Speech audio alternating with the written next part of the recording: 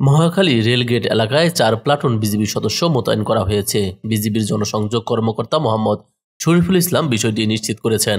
সোমবার বিকেল ৪টা ১৫ মিনিটের দিকে তারা ঘটনাস্থলে আসেন।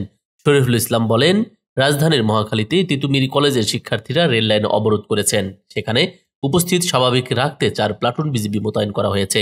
সরেজমিনে দেখা গেছে বিজিবি সদস্যরা রেলগেটের পাশের এসকেএস টাওয়ারের সামনে অবস্থান করেছেন, আর পুলিশ, ডিবি, এপিবিএন সদস্যরা মূলত অবরোধস্থলের চারপাশ ঘিরে ধরে আছেন। এপিবিএন সদস্যরা মূল অবরোধস্থলের চারপাশ ঘিরে দাঁড়িয়ে আছেন। তবে শিক্ষার্থীরা বলেছেন, দাবি না মানা পর্যন্ত এখান থেকে তারা সরবেন না। যে কোনো মূল্যেই হোক রাষ্ট্রীয়ভাবে আজকে বিশ্ববিদ্যালয়ের ঘোষণা দিতে হবে। জানা গেছে বিকেল ৩টা ৪০ মিনিটের দিকে শিক্ষার্থীরা মিছিল দিয়ে রেলপথ অবরোধ করেন। তাৎক্ষণিকভাবে উপস্থিত রেলকর্মীরা লাল পতাকা দেখিয়ে রেল লাইন ধরে সামনের দিকে এগিয়ে যান।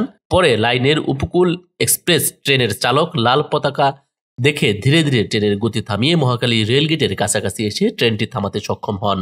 এর আগে ঢাকা থেকে ছেড়ে আসা উপকূল এক্সপ্রেস ট্রেনটি মহাখালী থেকে ফিরিয়ে নেওয়া হয়েছে। ট্রেনটির লোকোমাস্টার লতিফ বলেন, ট্রেন আটকে দেওয়ার ঘটনাটি তাৎক্ষণিকভাবে ঊর্ধ্বতন ও কর্তৃপক্ষকে আমরা জানিয়েছি।